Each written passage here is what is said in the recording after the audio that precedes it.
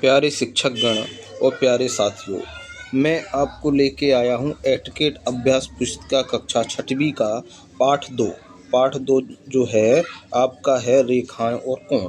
तो आज हम पाठ 2 के जो प्रश्न हैं उनको हल करेंगे, लेकिन इसमें मैं बड़े प्रश्न लेके लघु जो आपका लघु उत्तरी तो मैं लेके आया हूँ, लेकिन जो दीर्घ उत्तरीय प्रश्न है वो नहीं लेके आया, क्योंकि उसमें चांदा की आवश्यकता पड़ेगी, स्केल की बनेगी और डायग्राम उसमें बनाना पड़ेंगे। लेकिन ऐसा कोई बन नहीं पाया कि वो डायग्राम में हम बना सकूं, इसलिए मैं आपको कुछ प्रश्न लेके आया हूं। बाकी मैं आपको अगले वीडियो में लेके आया हूं।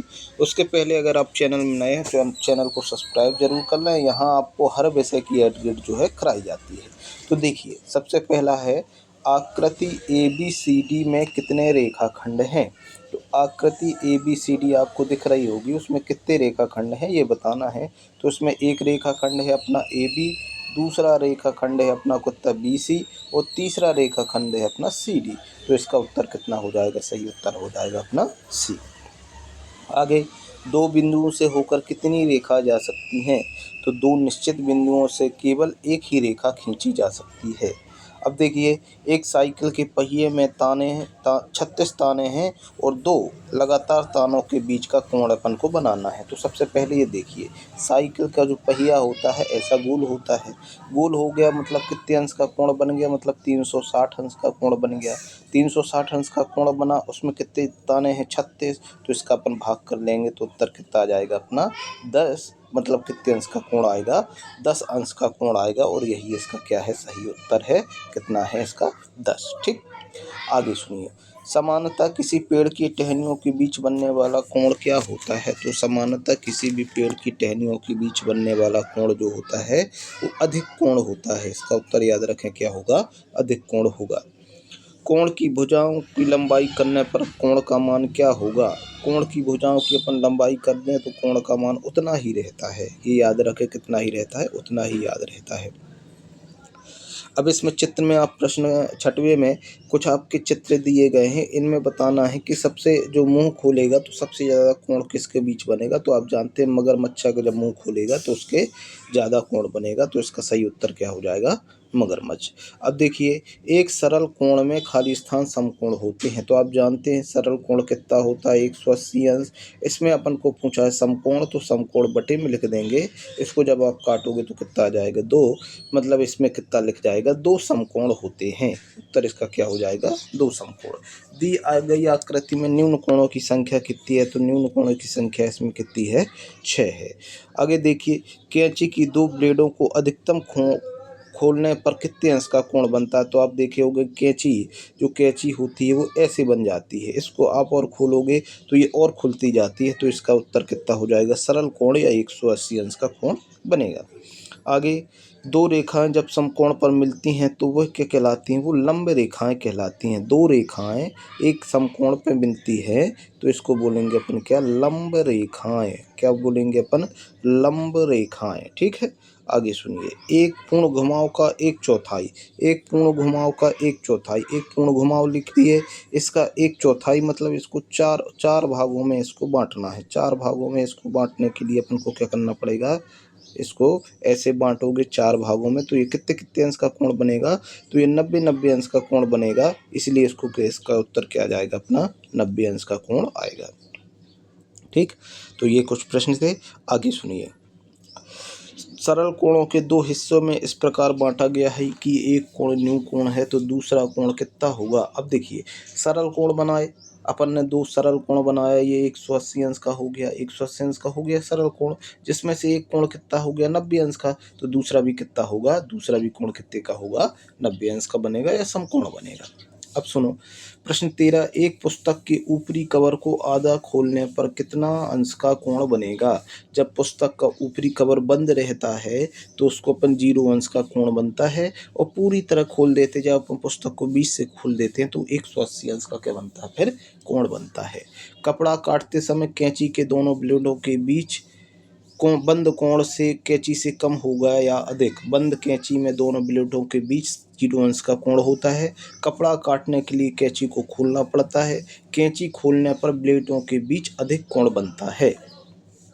अब सुनो, एक चांदी की एक चांदी के कागज को 20 से मोड़ने पर एक बार मोड़ने पर प्राप्त समान कोण बनाए गए हैं, तो प्रत्येक कोण कितने अंश का बनेगा? 45 अंश का। अब सुनो, आकृति में कौन कौन से बिंदु किसी दो रेखाखंड पर स्थित है? आप जानते हैं रेखाखंड क्या कहलाता है। रेखाखंड ऐसा, ये ए और बी है, तो ये क्या है अपना? एक रेखाखंड है। अपन को बताना है कौन सी बिंदु कौन से रेखाखंड पर स्थित है।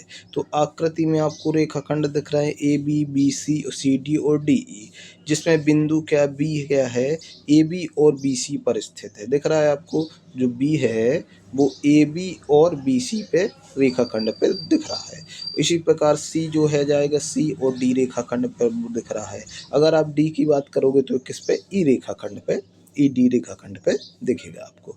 एक वृत्ताकार कागज को 6 बराबर भागों में बांटने पर एक भाग में केंद्र पर बनने वाला कोण का मान बताओ। फिर से वही अपन ने ये बनाया, ठीक। इसको कितने अंश का बनाना अपन को? ये हो गया कितना? 360।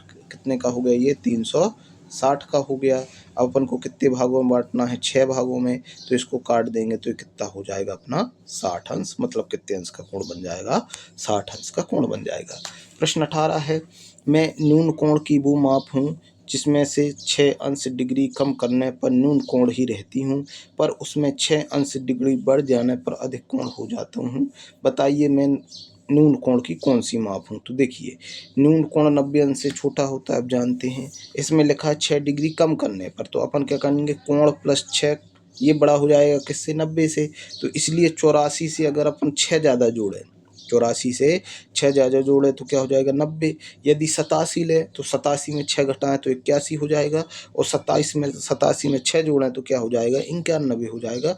मतलब एक न्यून कोण आएगा, एक अधिक कोण। तो अपना इसका सही उत्तर जो आएगा वो कितना हो जाएगी? माप 87 अंश होगी।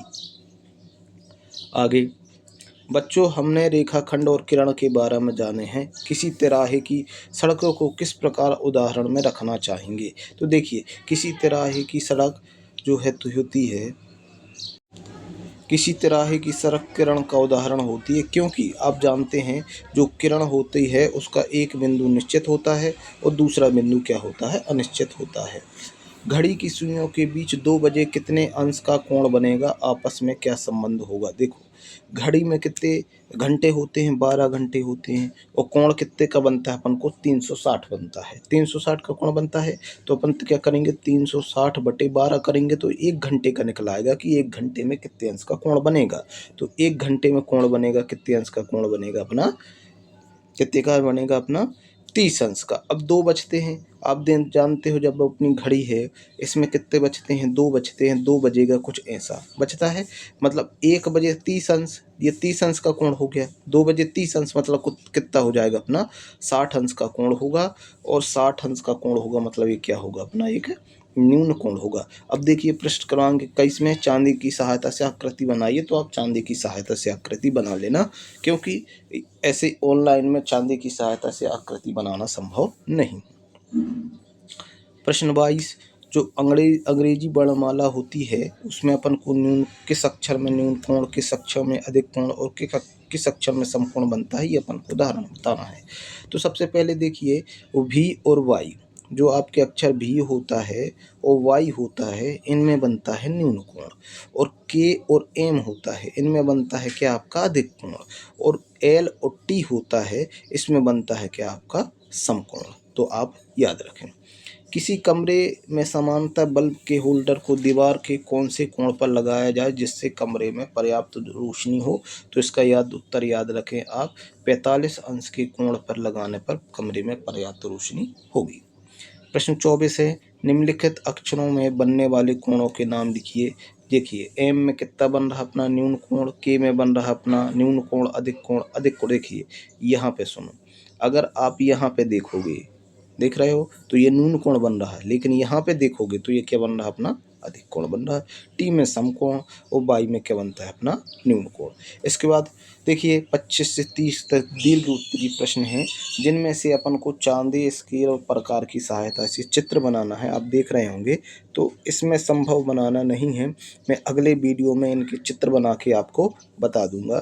तो आज के लिए इतना ही। आप प्रश्न क्रमांक 24 तक जो है मैंने आपको कराए, उम्मीद है कि आपको समझ में आए होंगे। फिर से मैं कह रहा हूँ कि अगर आप चैनल पर नए हैं तो चैनल को सब्सक्राइब जरूर कर देना, वीडियो को लाइक जरूर कर दें और शेयर कर जरूर कर दें, जिससे वीडियो हमारे शिक्षक साथियों तक पहुँचे और वो कक्षा में एड गेड अच्छे से भरवा सकें और अच्छे से पढ़ा सकें बच्चों को।